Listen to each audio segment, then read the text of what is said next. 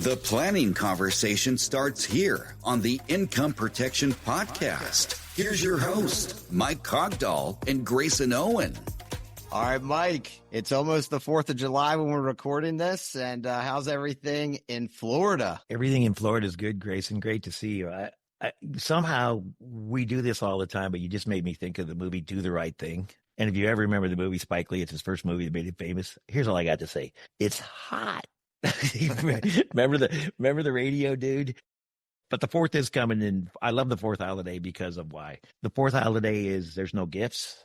We don't even have to have, burgers and dogs are easier to do than turkey and stuffing. So you start thinking about it and put it in perspective. And it's a day that, if you live in this country, I would hope everybody could take one moment to be proud, hang that Old Glory, that flag, and just remember why we're here and what everybody has done before us to make this thing happy, because I still got to say I don't think I want to live anywhere else. What about you? I'm happy here, and it's a great opportunity that we've been afforded to be citizens of the United States. So happy 4th of July to everybody. And as everybody says, you know what, enjoy the 4th responsibly. Don't lose a digit. If you can see my finger races, I lost a digit, but that was in a door, not a firecracker. But my point is, don't lose a digit. It's not that fun. Yep. Everybody be safe out there. Absolutely. Sure. So, Mike, today we have a few different topics to discuss. But before we dive into that, I think you wanted to share a few things about life happens, unfortunate situation that's occurred in the industry. Did you want to share a few thoughts about that? Yeah, well, we do this almost every episode, and I hope nobody thinks I'm a Debbie Downer, but you and I have always talked about we say the same things over and over and over. Life happens, crystal ball, all the things you and I say, trying to emphasize, or we can't emphasize enough how important this is.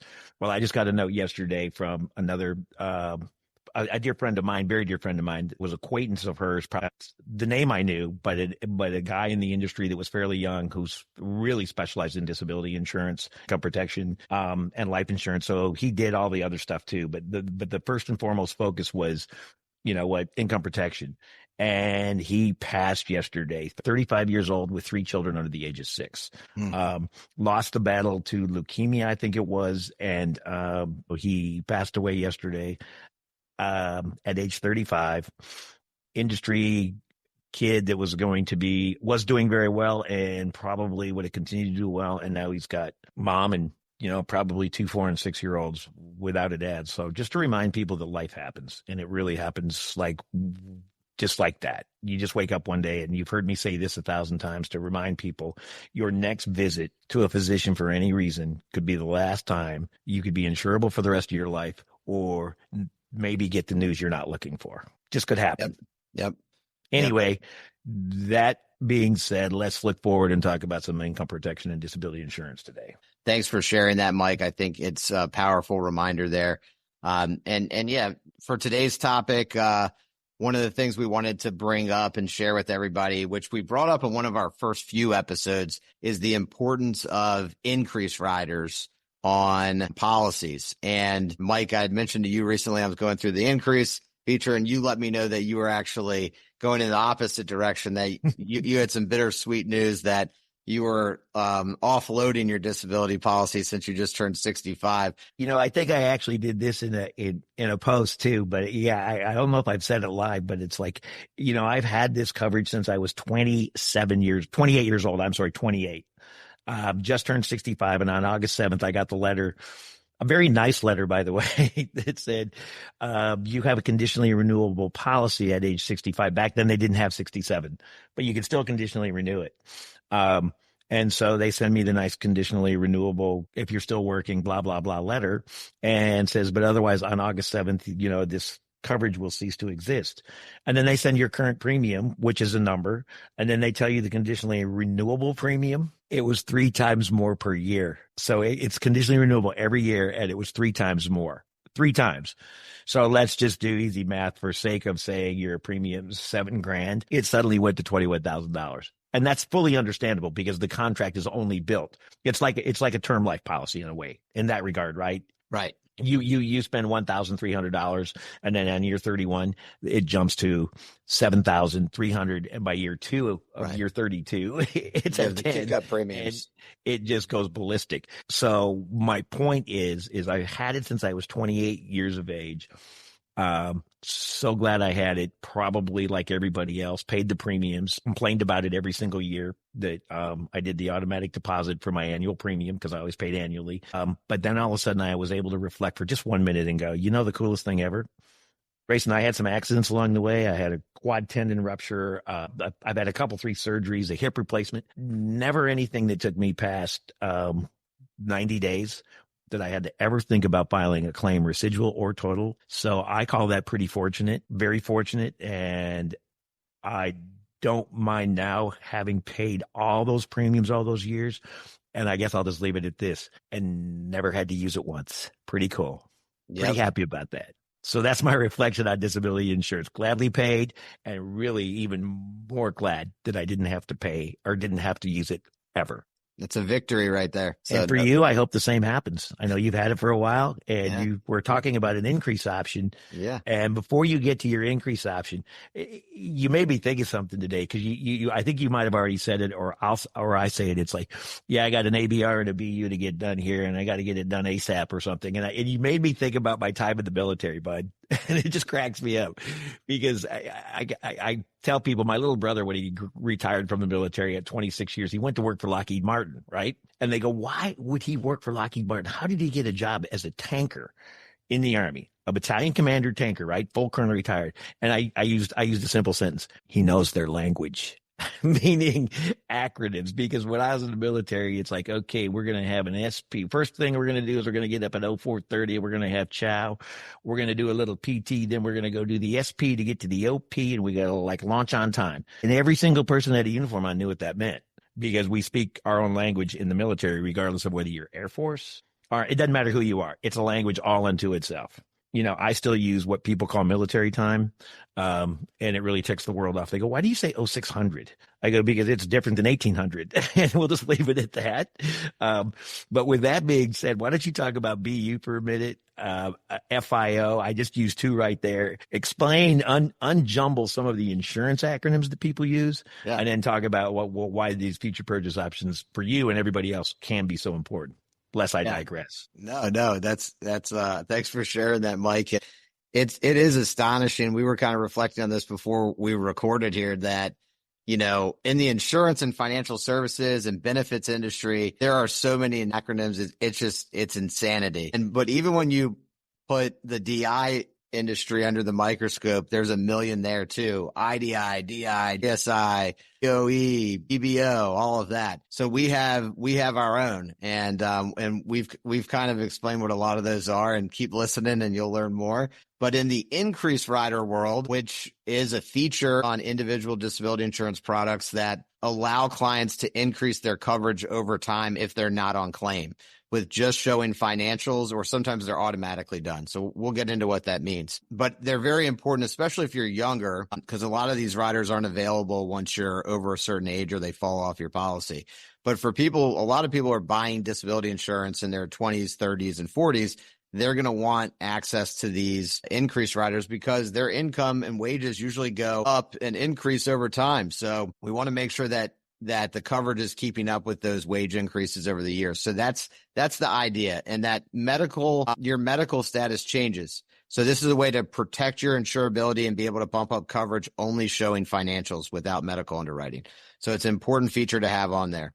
But within this increased rider world, there are several abbreviations that we have to work through and kind of know the differences. So to start, we'll just start with the most common one that I see out there. It's known on one carrier's old contract as the BU, or benefit update. Principal had that. On some other carriers, it's known as the benefit increase rider, the BIR. They're very similar. And this basically, without getting into all the details, it basically allows the client every 3 years to do a checkup, right? A financial and income checkup to help them bump their coverage up. There are some ways you can use it off cycle, but it's really like a 3-year checkup up to whatever the maximum age is.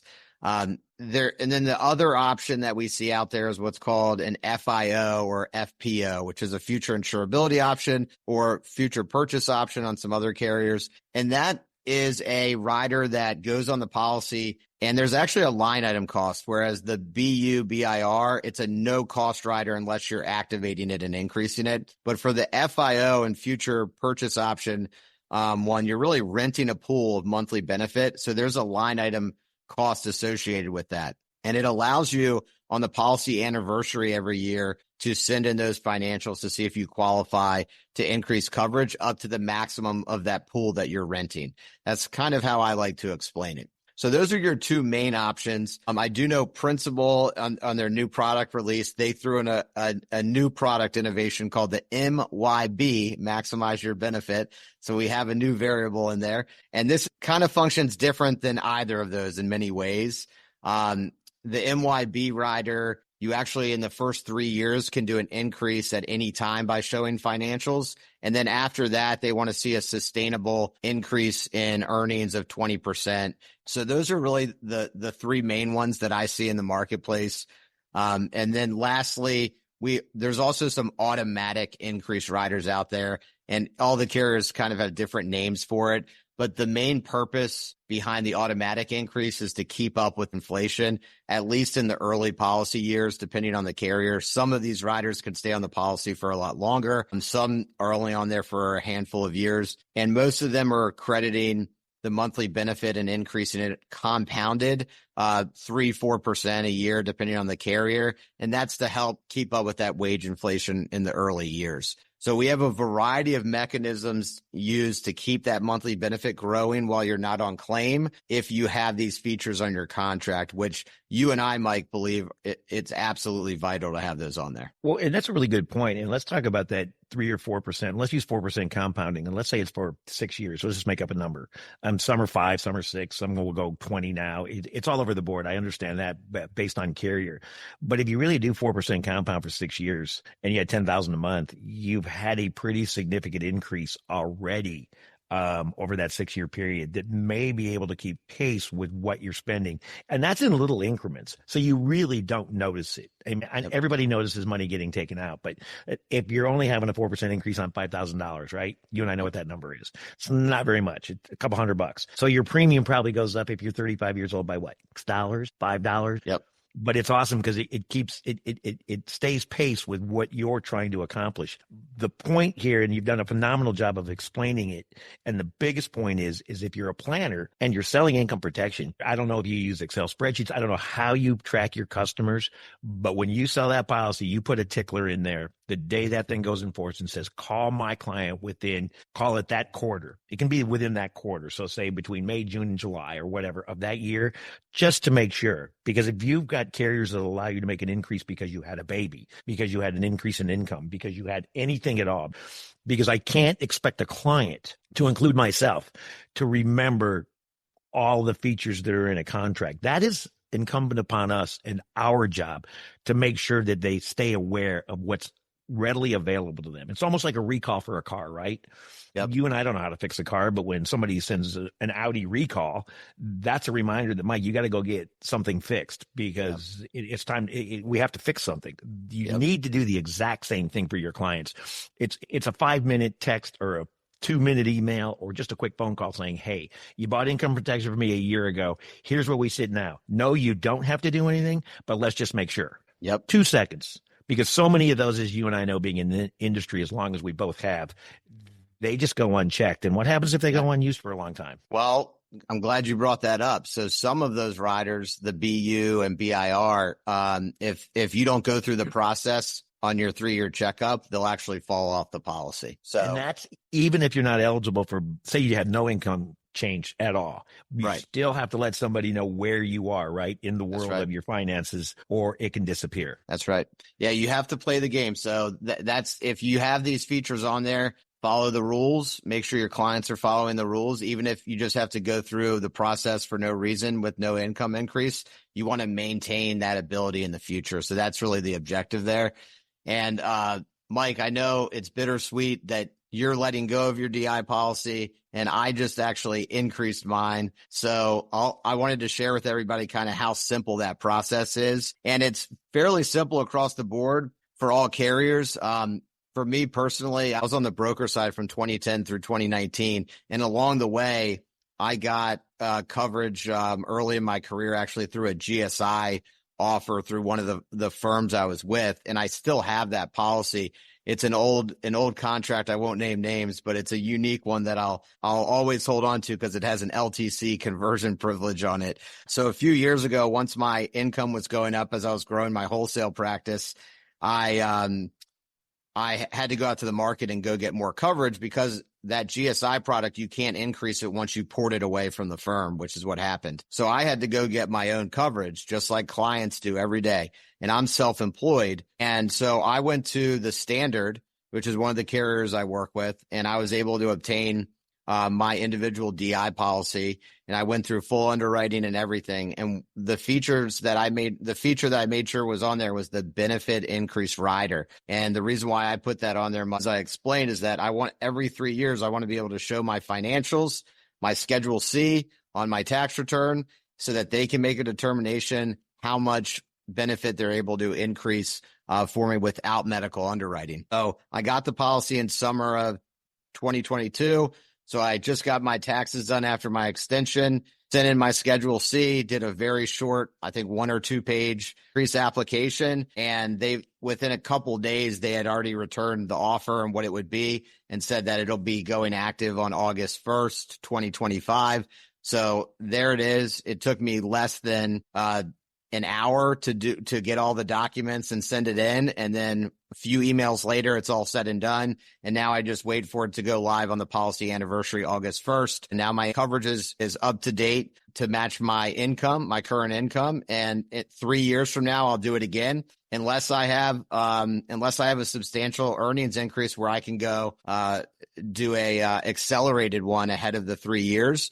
But if that doesn't happen, that's okay, because I'll be ready for my next 3-year checkup. Grayson, with as hard as you work, I fully expect that increase to happen sooner than 3 years. That's just hats off to you.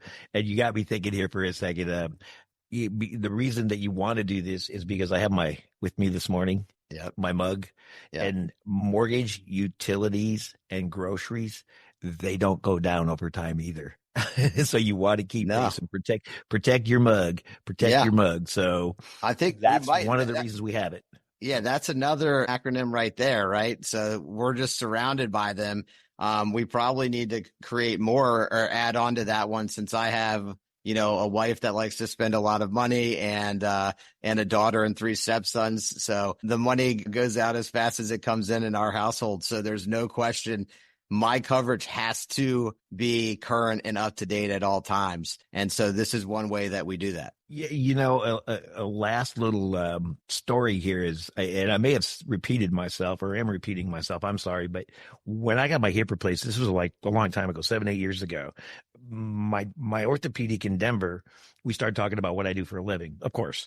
And he's an orthopedic, and, he went to Duke, and he's a really smart guy, and he did everything. And he had group during his residency, right, and his fellowship. So he had group. He stayed at Duke and did it all there. He also had a good carrier, a $5,000 individual disability plan. So he goes on to start a practice. He's working with a bunch of a bunch of orthopedics in Denver, hospital contracts. Everything is going great. And I said, so you've stayed current with your individual disability insurance? And he goes, I don't know what you mean.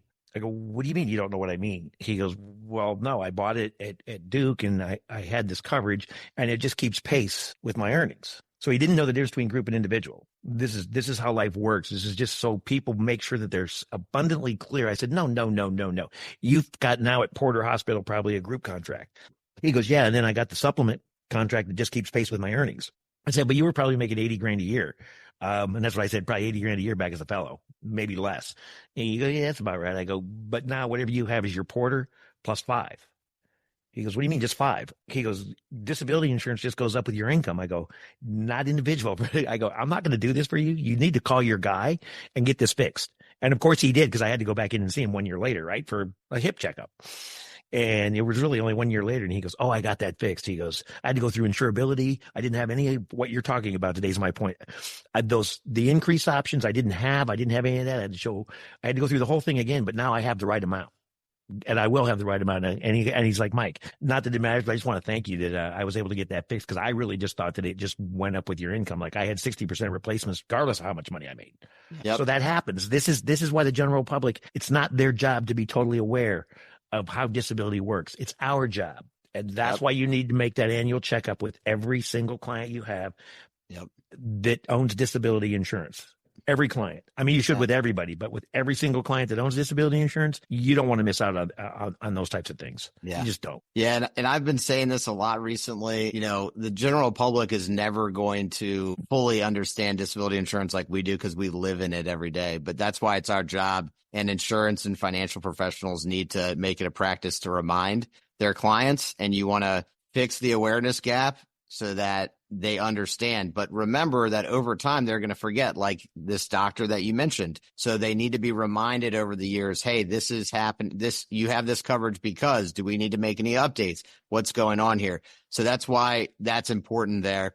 And Mike, I've been referring to the disability insurance awareness problem now recently as I'm coining it as the eighth wonder of the world. So the more I talk about that on social media, the more likely Joe Rogan will bring us on his podcast for an episode. So I just wanted to let you know that they might talk about the pyramids. They might talk about Atlantis. Well, they might be giving us a call to talk about the eighth wonder of the world, which we call the disability insurance awareness problem. So we'll see if we get an invite to the Joe Rogan podcast. And Grayson, you know I've got a T-shirt that'll make me look buff when I get on that show. With that, my friend, I hope you have a fantastic and safe 4th with you and your family and friends. Likewise. Take care, Mike. Happy 4th. Same to you. Be good. And remember, financial planning starts with a risk protection package first. And your clients are counting on you. See you on the show next time. All right, my friend. Be well.